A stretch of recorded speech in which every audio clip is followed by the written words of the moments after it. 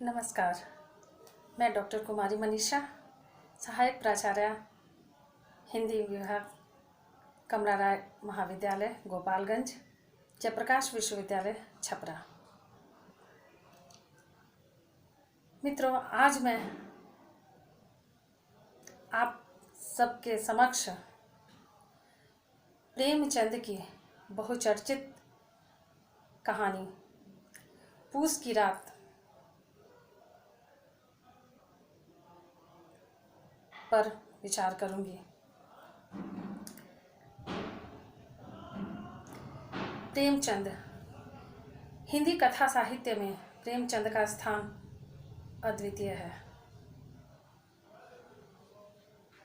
कथा साहित्य में एक ऐतिहासिक मुकाम हासिल कर इतिहास के पन्नों पर प्रेमचंद युग से एक युग का निर्माण करना, यह अपने आप में बहुत बड़ी बात होती है। प्रेमचंद हमारे और आपके बीच के कथाकार हैं। ये वो पहले कथाकार हैं जिन्होंने हिंदी कथा साहित्य को कल्पना की दुनिया से उतार कर यथार्थ की उबड़ खाबड़ भूमि पर लाया। उन्होंने हमारे समाज के बीच के लोगों की कथा को हमारे समक्ष रखा, उनकी समस्याओं पर विचार किया, उनकी स्थितियों पर विचार किया, उनके जीवन पर विचार किया। उनका यथार्थ चित्रण इतना हृदयस्पर्शी है कि कई बार उनकी रचनाओं को पढ़ते पढ़ते हम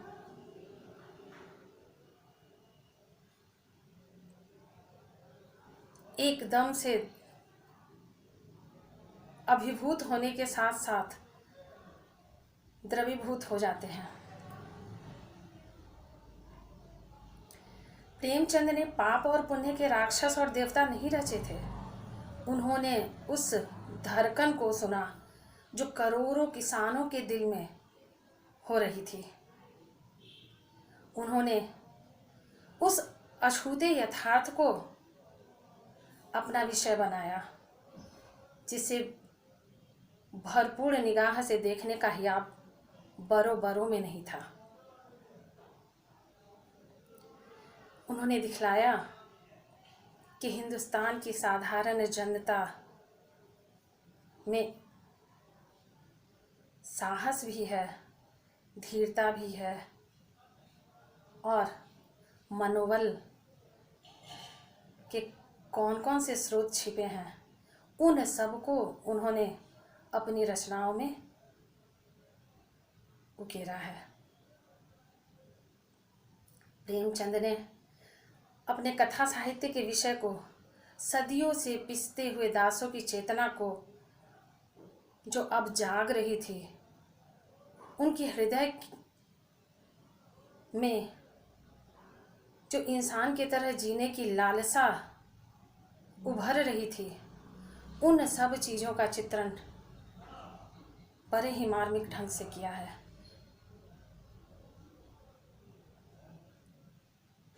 प्रेमचंद, जिनका जन्म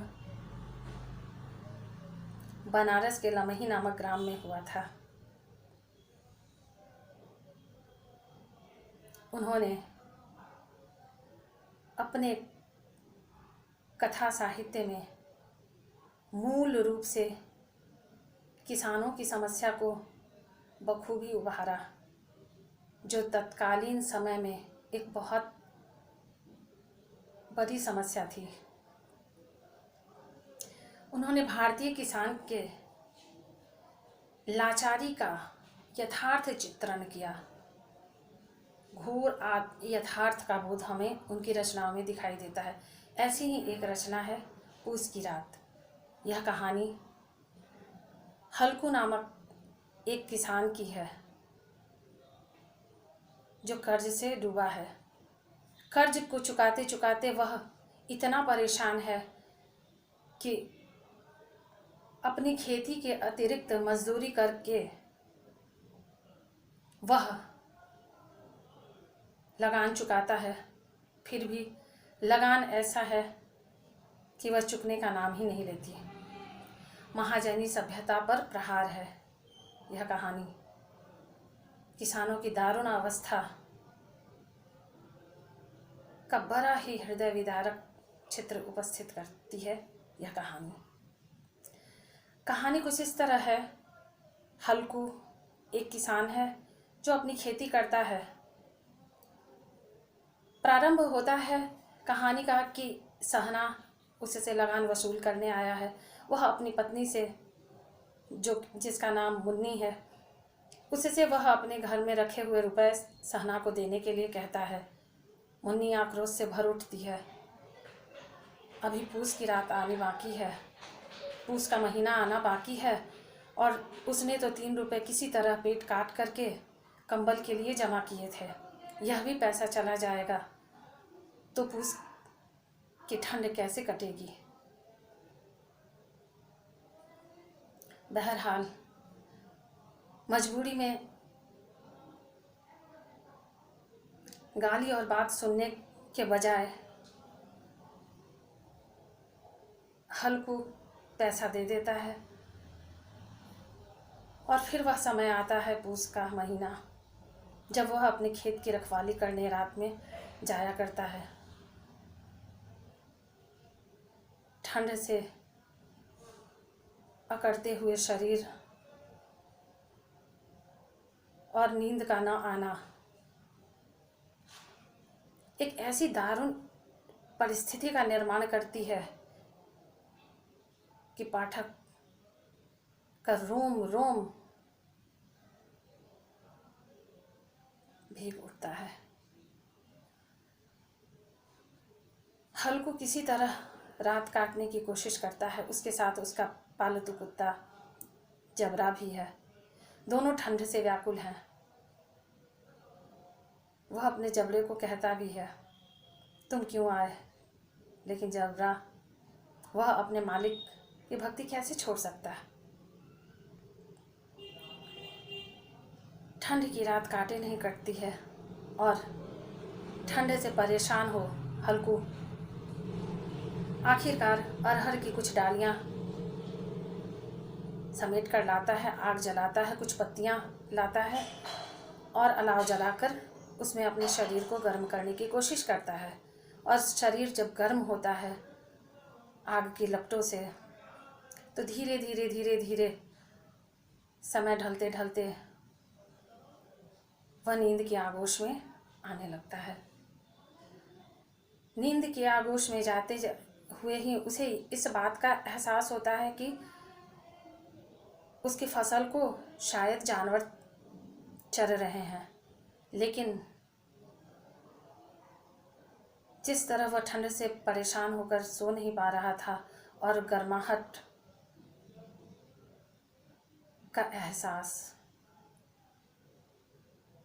उसे अकर्मण्य बना देता है कुछ क्षण के लिए। परिणाम स्वरूप वह सो जाता है, सोया रहता है और नील गाय उसके खेत को, जो फसल से पूरी तरह लद चुकी थी, उसे चढ़ जाती है। और सुबह जब नींद खुलती है तो हालांकि मुन्नी के चेहरे पर तो बहुत अफसोस है, लेकिन हल्कू बहुत ही हल्का महसूस करता है यह सोचकर कि अब इस ठंडे में, इस शीत में ठिठुरते हुए उसे पहरा तो नहीं देना पड़ेगा। वह मजदूरी करके लगान चुका देगा।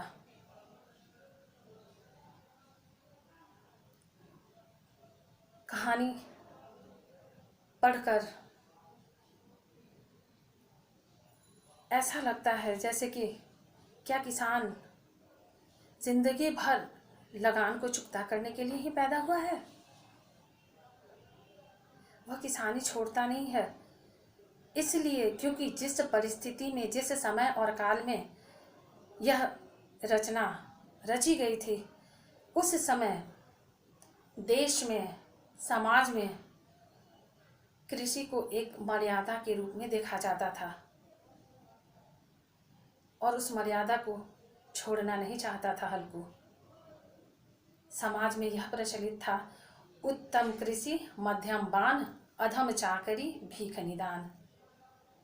मतलब कि कृषि करना, कृषि कार्य एक ऐसी मर्यादा, वो प्रतिष्ठा से जुड़ी हुई थी जिसके कारण हल्कू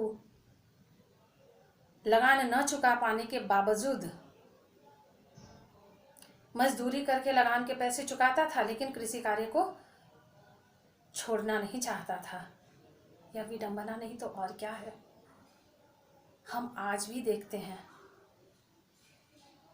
कि किसानों के घर में 2 वक्त का चूल्हा नहीं जलता। जो किसान इस सारी दुनिया का पेट भरता है, दिन रात एक कर मेहनत कर सारी दुनिया का पेट भरता है, उस किसान के घर में उसी के बच्चे को 2 जून की रोटी नसीब नहीं होती। यह विडंबना नहीं तो और क्या है। यह कहानी इसी ओर संकेत करती है। हल्कू का यह सोचना कि मजदूरी करके ही लगान चुका देंगे, ठंड की रात में इस तरह पहरा तो न देना होगा, और ये जो लगान जो चुकाए नहीं चुकता, ये सब एक ऐसी महाजनी प्रथा के विरुद्ध हमें सोचने के लिए मजबूर करता है जो शोषण के चरम पर था। इस कहानी की मूल संवेदना गरीबी है। वह गरीब किसान जो अंततः मजदूर बनने के लिए मजबूर होता है। प्रेमचंद के कई रचनाओं में हम देखते हैं कि किसान का कार्य करने वाला वह किसान अपने जी जान से मेहनत तो करता है, लेकिन लगान जमा करने के क्रम में वह टूट जाता है, हार जाता है और पलायन करता है मजदूरी की ओर, अपनी किसानी को छोड़कर मजदूर बनने की ओर। इसका एक उदाहरण हम गोदान के होरी में भी देखते हैं। होरी में पलायन करने की प्रवृत्ति तो नहीं, लेकिन होरी के पुत्र गोबर, वह अपने पिता के इस संघर्ष को देखकर वह पलायन कर जाता है और शहर में जाकर मजदूर बन जाता है। इसी तरह प्रेमचंद की कहानी कफन में भी हम देखते हैं। घीसू और माधव में अकर्मण्यता की स्थिति पैदा हो जाती है। वह एक आक्रोश मन में आ जाता है कि जब हम इतना कुछ करते हैं और फिर भी हमारे पास कुछ नहीं बचता, तो ऐसी परिस्थिति में हमें मजदूरी करके पेट पालना ही ज़्यादा उचित जान पड़ता है। यह किसान वर्ग की बहुत गंभीर समस्या है और यह समस्या आज भी उतनी ही प्रासंगिक है, उतनी ही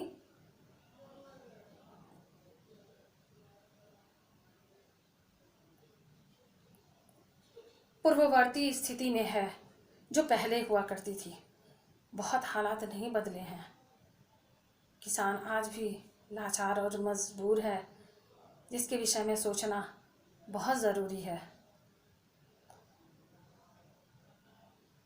सच ही कहा, घनश्याम कहाँ जाकर बरसे, हर ओर डगड़िया प्यासी है, इस ओर नगर उस ओर शहर, चहु ओर नगरिया प्यासी है। पूस की रात एक किसान की दयनीय स्थिति का प्रतिनिधित्व करती है।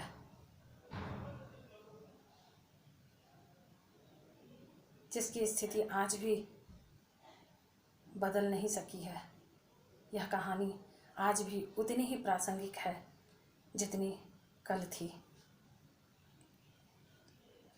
तो प्रेमचंद ने ऐसी बहुत सारी समस्याओं, लोगों के हृदय को स्पर्श किया।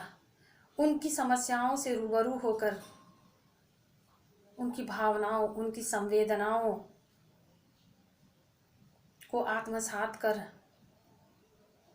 शब्दों का रूप दिया, और वह भाव में भीगे हुए शब्द जब लेखनी से उतरकर पाठक के हृदय को स्पर्श करते हैं तो वास्तव में दिल और दिमाग दोनों ही झंझना उठते हैं। आवश्यकता है हमें आज के किसानों पर भी विचार करने की।